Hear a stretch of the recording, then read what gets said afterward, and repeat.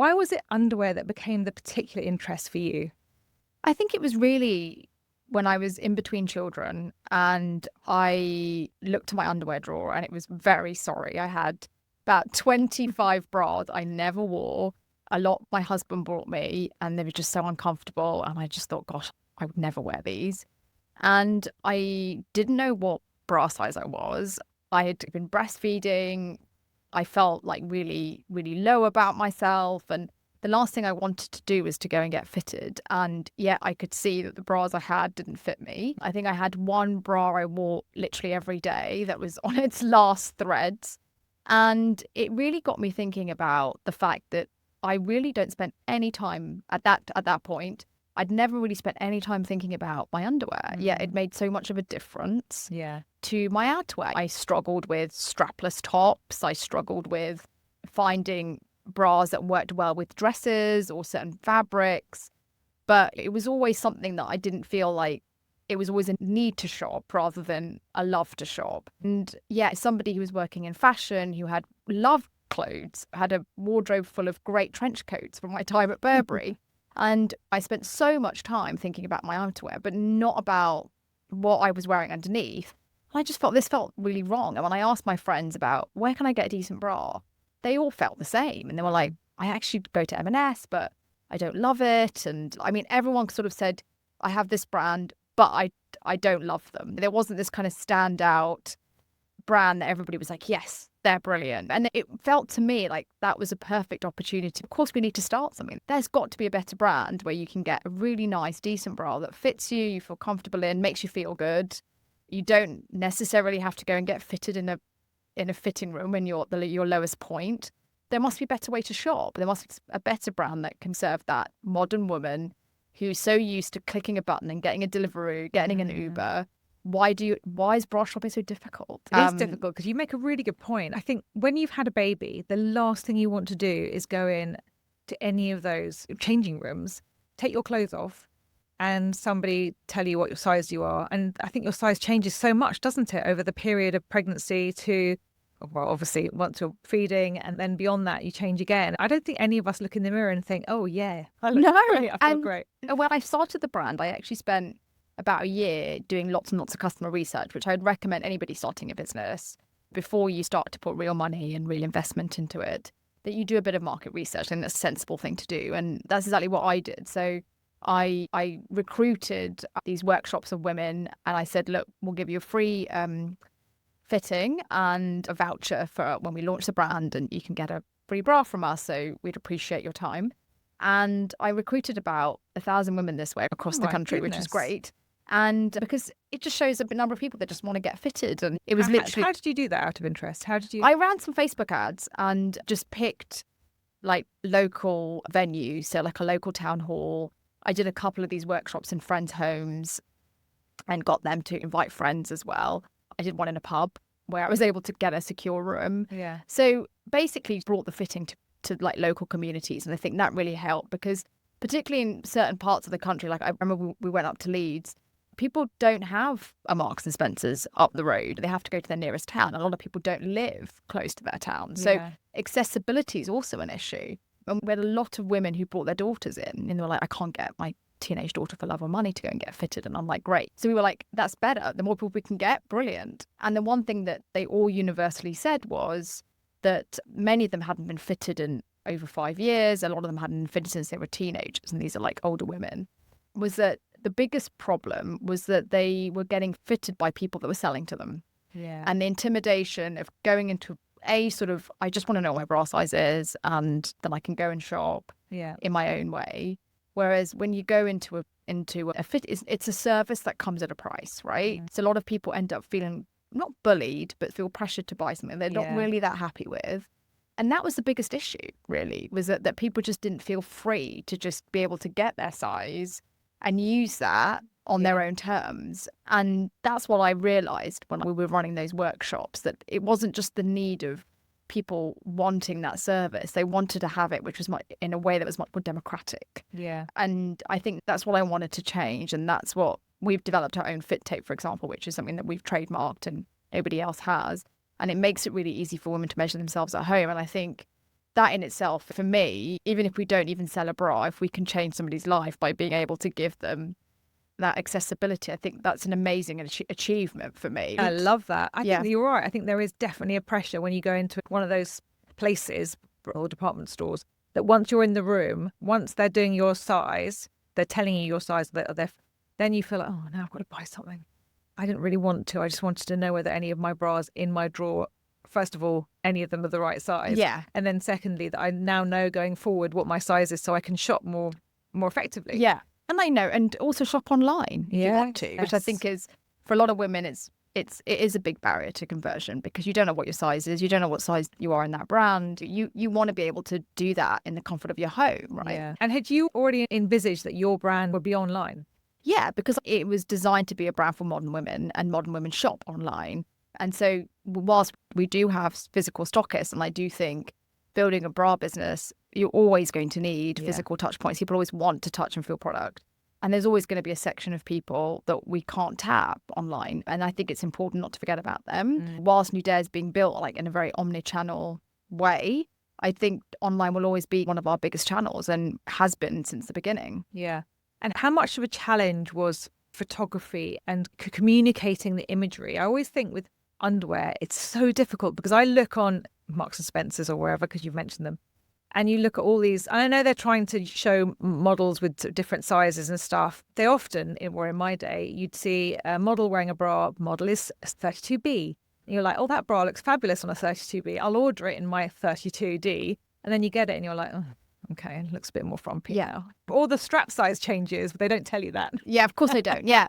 And I think this is the other thing, I think. When I launched a brand in 2019, now obviously a lot of brands are embracing diversity, etc. But back in 2019, it still very much was this airbrushed, perfect body, 32D actually, standard, very slim, Victoria's Angel type of look. Yeah. And you're right. A lot of people, when they get bras, and the average woman in the UK is a 34D. Is she? And yeah. Oh, I'm average. So I knew I was always average. Yeah, and D's actually not that big, right? No. And I think there's this perception that D cup is big, but it's not. And most of the bras we sell are F+. I think you're selling F+ because you're actually getting them to measure themselves properly. Because I think there's the other part of it. I think that's probably so many people true. walk around quoting the wrong size. Yeah, and I think there's a bit of vanity sizing going on. People going, I want to be a B cup, so I'm going to squeeze my double Ds into a B cup. And you're like, no, you don't need to do that. And I think there's this thing, and I think it's just been this kind of naughties thing that's just rolled into 2019 that I think people just been conditioned to see these models this way. And bra shopping was just always a headache for people online because, you couldn't see it on someone that actually looked like you and represented real women. And now obviously that things have changed, but certainly back then it wasn't there. So when we initially launched, we went quite bold. We didn't have budgets to photograph everything on 5 different models, but I really wanted to embrace that and say, look, let's have 2 different models. Let's have one model that's busty and represents something a bit more realistic for customers who are not a 32B.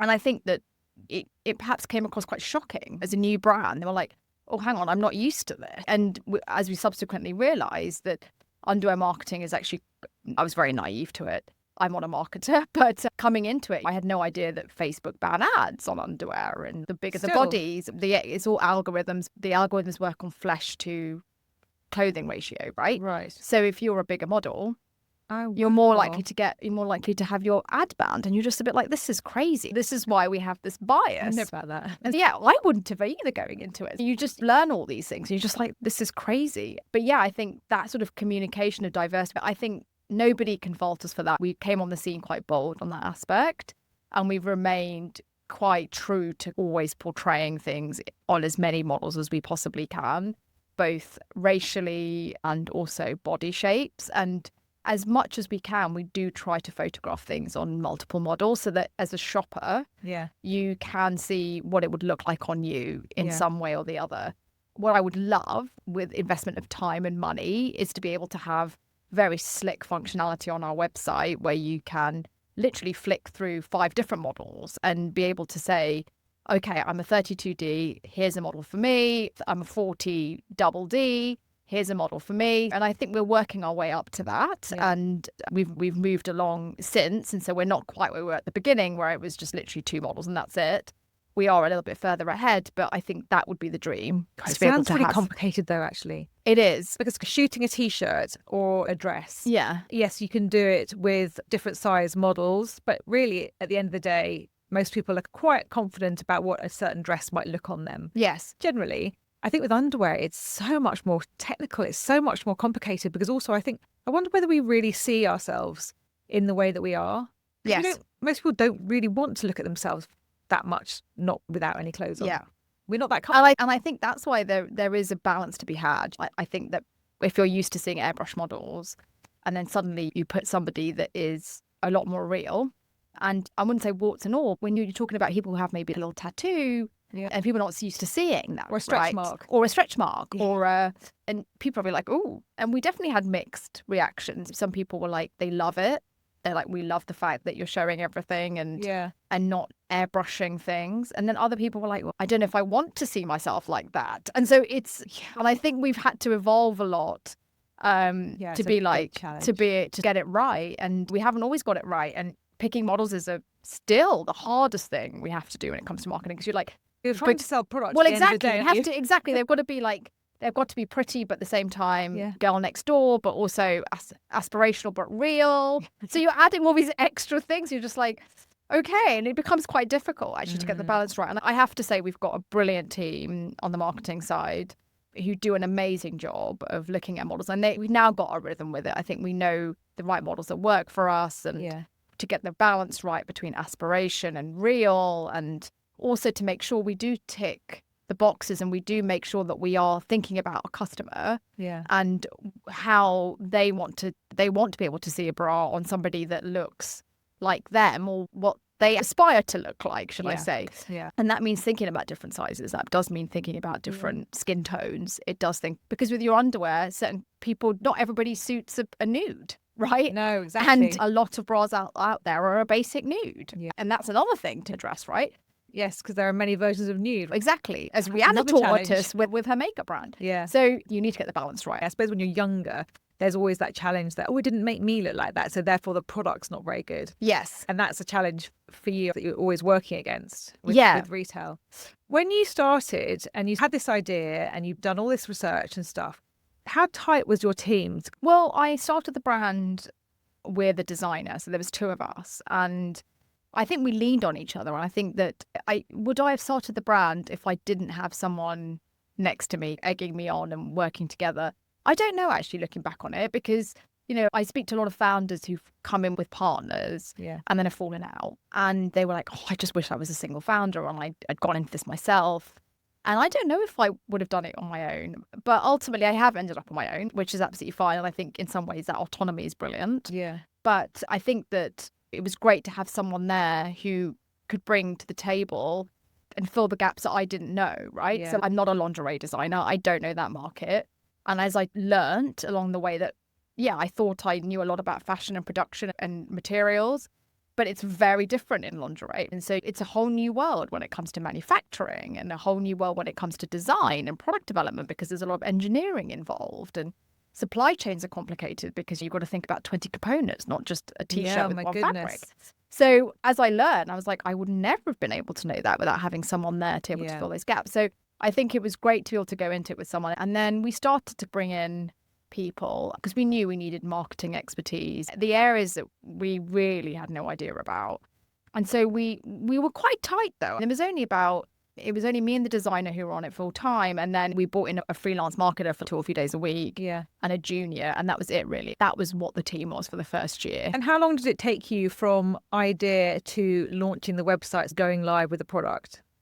It took about 18 months. Wow. So we spent that 18 months doing all that research. Mm-hmm. We actually ran a pilot website because, again, we were trying to be cautious and be like, look, let's do this gradually. So let's at least get to a point where we feel this is a go project. Yeah. So we did all that. We did all those workshops and said, are we actually filling a need?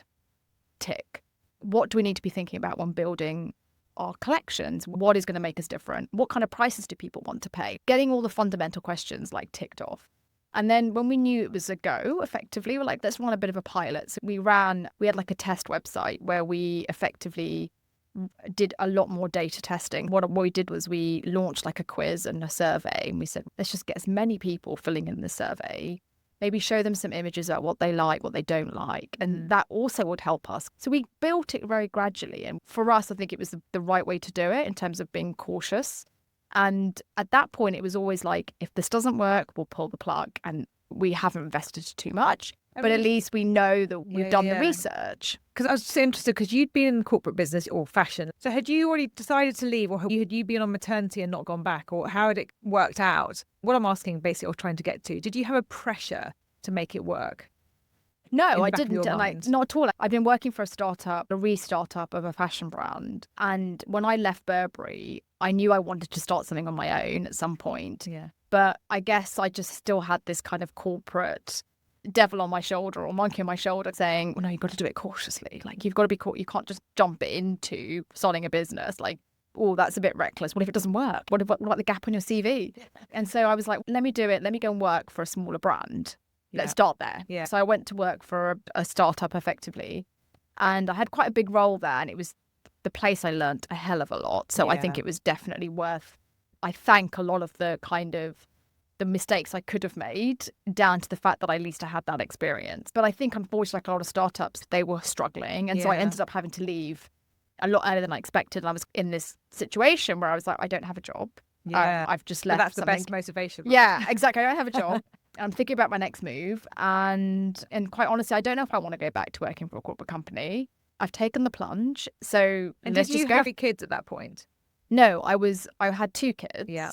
And was thinking about a third. So I was in between kids. So you're in that whole stage of life that we all get to, where you're like, how do I make all this work together? Exactly. Yeah. So I think that's what led me to build it quite cautiously. And that's how I was like, I want to make sure that I'm filling a need that's really there, not just building something because I've got an ego and that's what I want. Right. Yeah.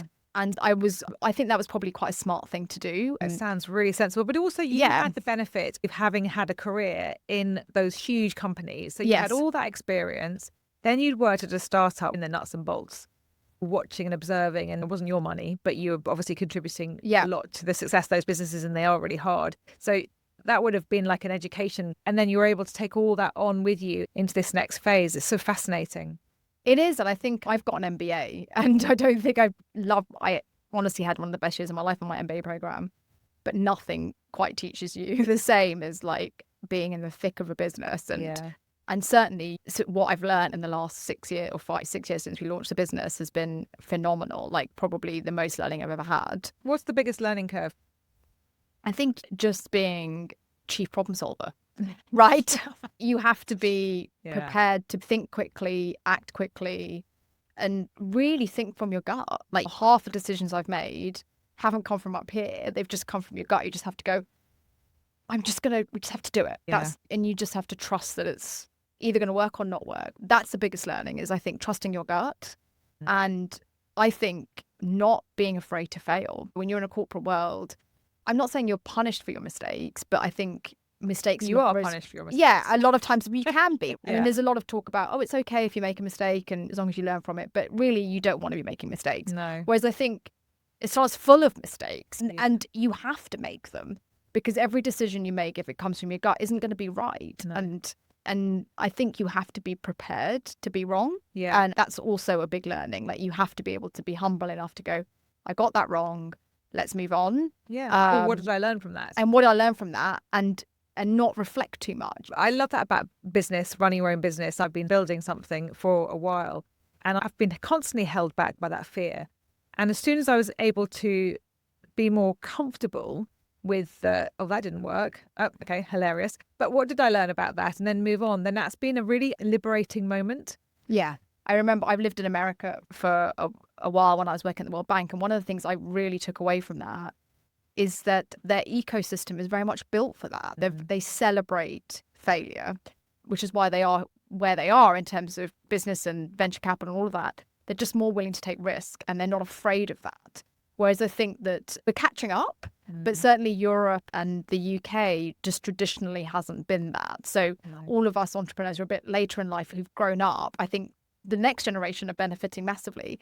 Our generation certainly it's ingrained in us. So it's a bit like failure is a bad thing, Yeah. and you can't have a hole in your CV because that shows what have you been doing? You didn't, Oh, that's yeah. so true. Oh my And God. you I have know, these conversations all the time with people. I'm like, do not worry to be out of work. You'll be fine. exactly. And I think that it's just because it's been ingrained in us so Yeah. much. Then There's so much shame there's attached a lot to of it. shame attached to Yeah. failure. But I think now it's changing a little bit. What I notice about the younger guys, certainly the more entrepreneurial minded kids who are maybe using social media as their kind of side hustle or whatever it is, that stuff comes and goes so quickly. Yes. And so they are already in the mindset of, oh, we'll just move on, do something else, move on, do something else. I see it all the time. Yeah. I think we older Yes. generation, Yeah. we need to take that on board and say, like, it's okay, guys. It's okay. We can move on. And you can. Yeah, absolutely. You can. Like, it's not too late to kind of go, yep, I'm ready to do that. And Do ready to you make think that change. you would have started a business straight out of university and not having had any of the kind of career that you've had? Strangely enough, like having done what I've done, I go back and just think, what took me so long? I do think that I had this element of I had to play safe. And it goes back to this failure thing, was that like, I'm not going to start a business if I don't know the industry. Come on. And actually, I didn't know anything. Like, I probably knew 10% of what I needed to know. So what was the point of me even knowing that? I might as well have just known nothing and just gone into it. So it does make me think a little bit of why didn't I start 10 years before? Like, why did I need to? It's considered risk. Yeah, it was considered risk. You think And about it goes our back. parents and the way we were brought up and educated. Yeah. To go out and go, what are you going to do? Oh, I think I'm just going to start something myself. Don't do that. What's your pension? Yeah, That would have been quite shocking. And that's what held me back. Yeah. And I think that was, I know it's very cliche to thank partners, but my husband works in VC and he's had a long career working in venture capital. And so I think he was very used to investing in entrepreneurs and young businesses. And I remember having a conversation with him in the pub when I was like thinking about starting Nudea. And I said, I've registered the company, but I've also registered my own consulting company because I'm going to have a bit of income on the side. And he was like, whoa, what are you doing? And I'm like, he's like, if you're going to do this, just do it. What are you afraid of?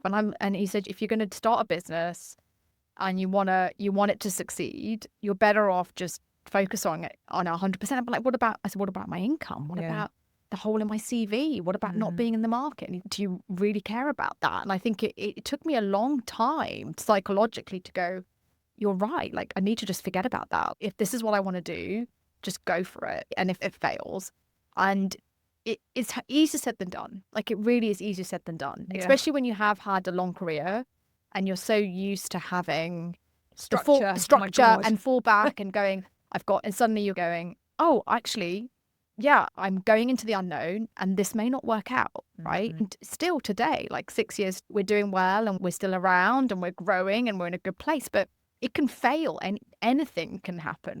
And I think you have to be ready to fail wherever you are or ready to iterate. I think that's ready to, or pivot. So have you had moments where you set a slightly different direction or changed something because you had some feedback or data or sales that were leading you that way?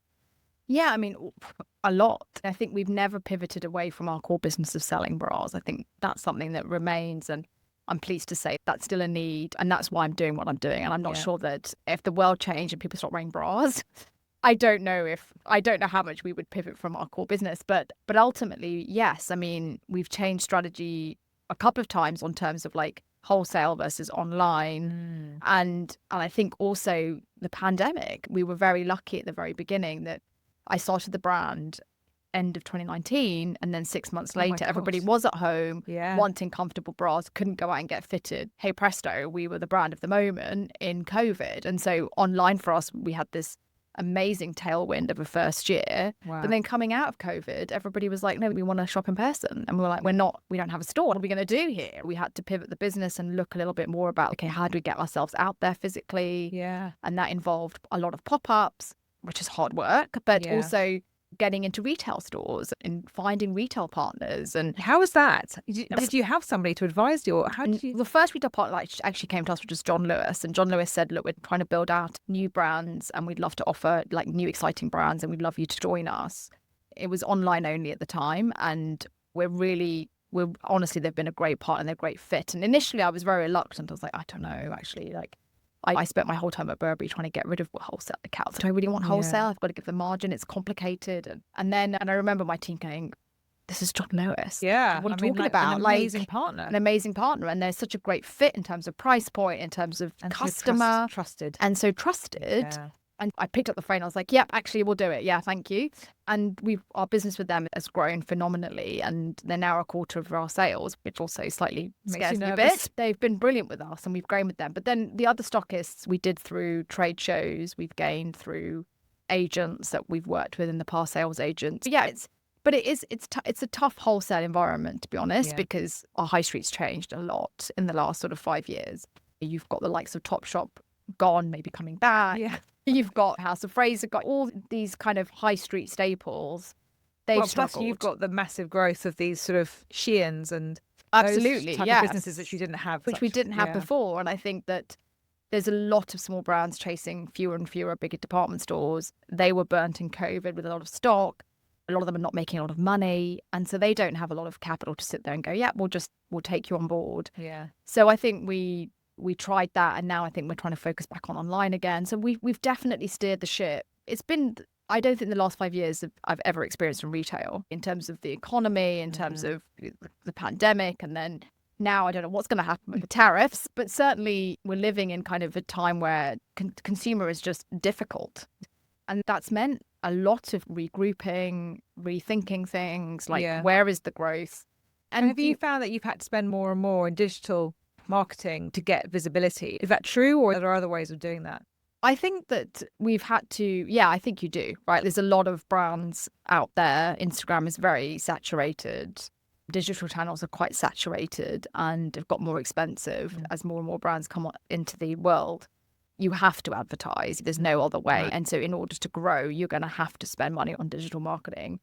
In our period of going after retailers, we cut back on digital. We said, let's just focus on growing awareness through our retail partners, leveraging our retail partners to build new customers and get new customers. And let's really cut back on digital spend and not spend so much focus online because it's expensive. We've now turned again. We've gone back to going, So let's difficult. spend a bit more on online. Do you think it's hard? I don't think there's a right answer, to be honest. I think I think have it's hard to... because there's so little transparency in that kind of metaverse. It is, I and really it feel- changes so much. The cookies changed everything 3 years ago. Meta have just announced that the way they're going to vet content has changed. So you're also fighting a world where the algorithms are changing, and that things like your ads could be screened, and then suddenly tomorrow the bots change and it's not a bot anymore, it's a human. Or now it's a bot again. Like you're constantly fighting these platforms. And Right? you never had TikTok Shop to deal with either. No, Which is and another and, bloody and thing that's that's something that we're coming. now looking at doing, and now we're looking at other channels, and we've done a lot. I think one of the great things for us, I think, which is consistent, is PR. Yeah. I know PR is also changing, but certainly something like underwear, women want to feel like they can trust it, right? It's not a clickbaity, I buy from an ad, try for product. Nobody says, I love your bra, where'd you get it from? No. The same way they do with a jacket or a nice coat, right? So ultimately it relies on me positively recommending you a brand. And that means there's a lot of trust, right? People want to feel like they're going to a brand that isn't a Shein, isn't just going to sell me like a crappy bra, but also Made in bad places. in a bad place, Yeah. but also like a brand that's actually that says what it's going to do, like fits and all of that kind of stuff is good quality. And super comfortable, by the way. I'm wearing one of your bras today. Amazing. And Thank you, Jo. It is my most comfortable bra. Can I just I'm say? so pleased to hear. Yeah, no, it's Amazing. fabulous. And in the quality, and I'm not very good at, I am not a hand washer of underwear, I'm sorry to say, but I just chuck it in the washing machine. It's been amazing. Oh, I'm so pleased. I know you have to So really do you get have that the on wash you. bag? I have a wash bag, Good. but I always forget to use it. Okay. I'm totally being honest here because Yeah. I'm just a busy mom who's just constantly got the Yeah. washing machine running. And I just want things that are reliable, comfortable, and that will be able to go through the trials of the washing machine. I do. When I'm feeling like I'm just doing things for me, I put things in wash bags and it's all very lovely. But in all honesty, no, it's been great. That's good. I'm glad to hear it. You're saying everything I want to hear. I wouldn't have said anything if it didn't work very well. I would have not brought it up, but I am honestly saying that, listeners, it's a very comfortable bra. Priya kindly sent me a bra and knickers and PJs. Yeah. Oh my God. They are the lightest, gorgeous. What's it made out of? Linen? Organic cotton. Cotton. Yeah. Okay. So light, so comfortable. And the way that you cut them is appropriately cut so I can walk around.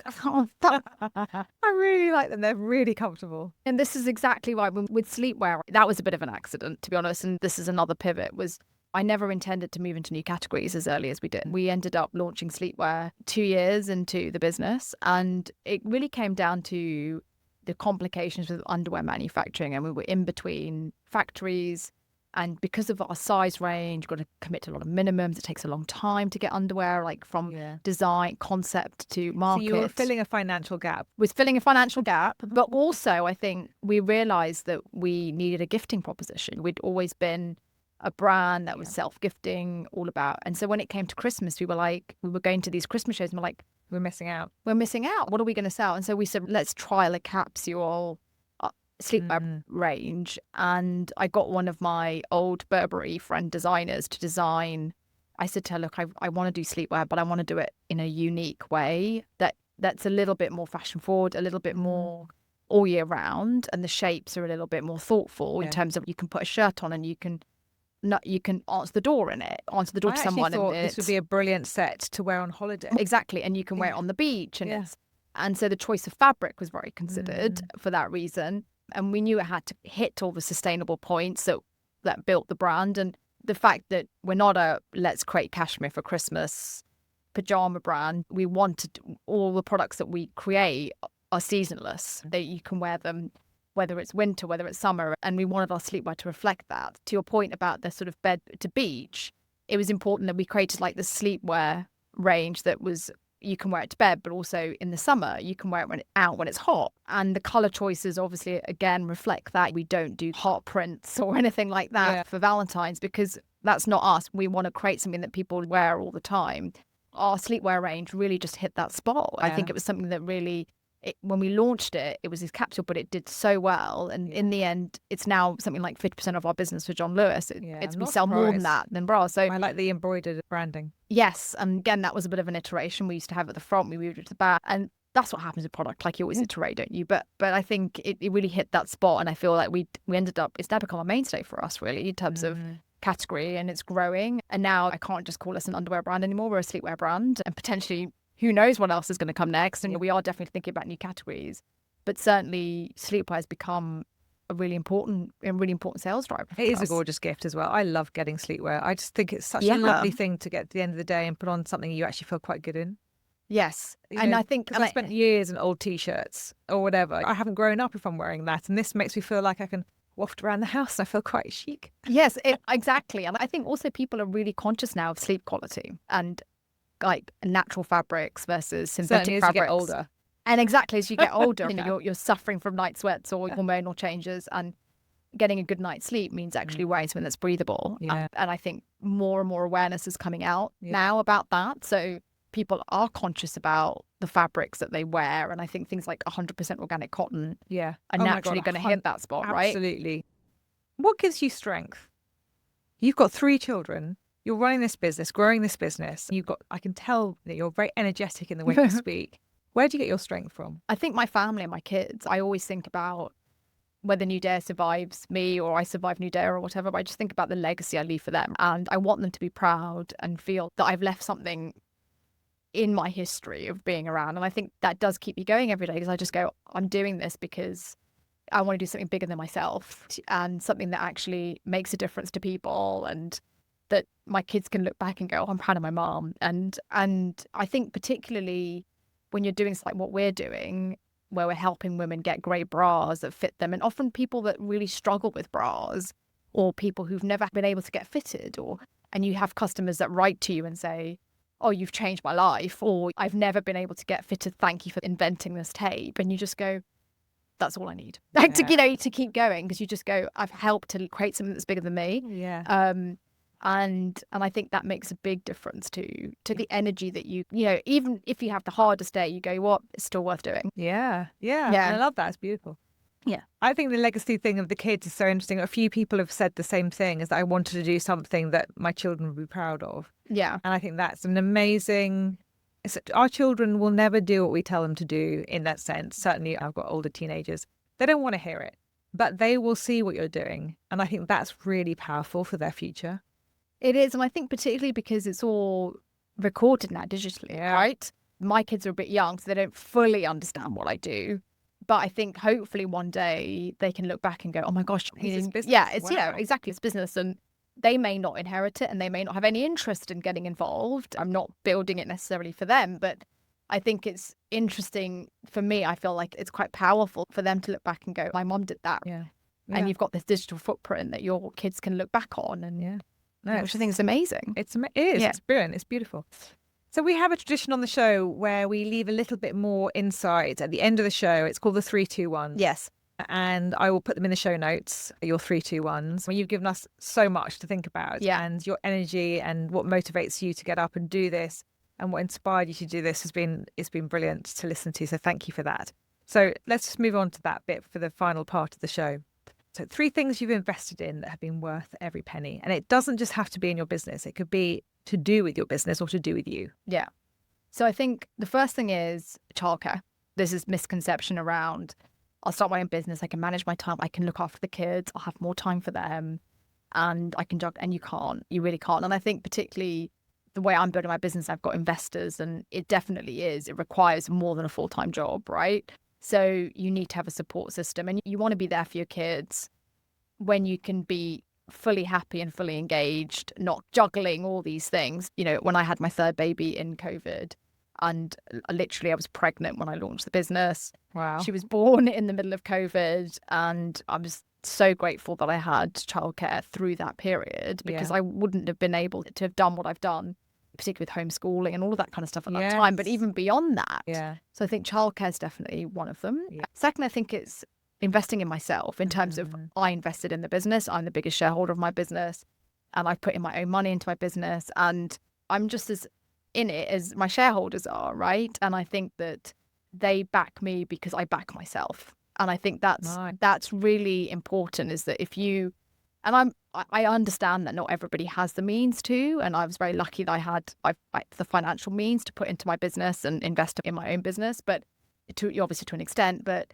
I think that you've got to invest in yourself. If you don't put your own money into it, if you have it, that is, then no one else will. Yeah. So I think it's important to invest if you believe in it and you invest in yourself. So no matter what happens, I don't regret the money that I've put into the business.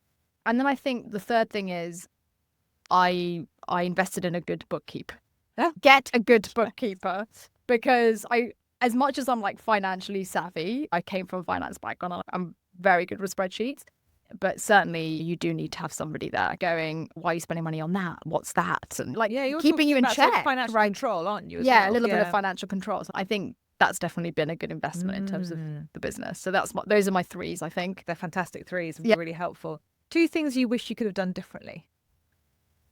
I think I wish I'd spent more time thinking about exit or why I was doing the business. And I know we talked about this earlier, is that somebody very wisely told me when I had this idea and it was all roses and big dreams and unicorns and great and I come from a world where you build a business and it becomes $1 billion in 5 years and you're like, amazing, like I've built this big unicorn. And somebody came out and said, why is it going to be a lifestyle brand? Are you going to get investment? Are you building it to be the next unicorn or not? And I was like, well, that seems like a silly question. Of course I want it to be big. I want to sell as much as I possibly can. And they're like, yeah, but I think the way you build your business does vary a lot by thinking about what kind of business it is. Is it a lifestyle business? Is it not? And I think really I wish I'd thought about that a lot earlier and took it a lot more seriously, because I think some of the kind of pivots have been around the fact that, is it going to be slow? Is it going to be a big investment drive?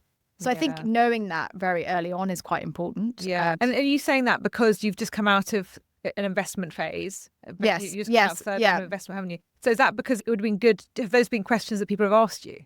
I think for certain, like now now it's pretty clear to me because I'm on my 3rd round of investment. But certainly in the early days when I didn't have outside investment, it was a question that I got asked. Are you going to take investment? If you're going to take investment, what's your exit plan? And I'm like, not having an idea about what that is, I think is, you need to be very quite, you need to be clear about that, because I think it does form how you build the business. Yeah, it makes sense. It makes complete sense. It's a really sensible thing. Exactly. So I think that's something that I wish I'd looked at earlier.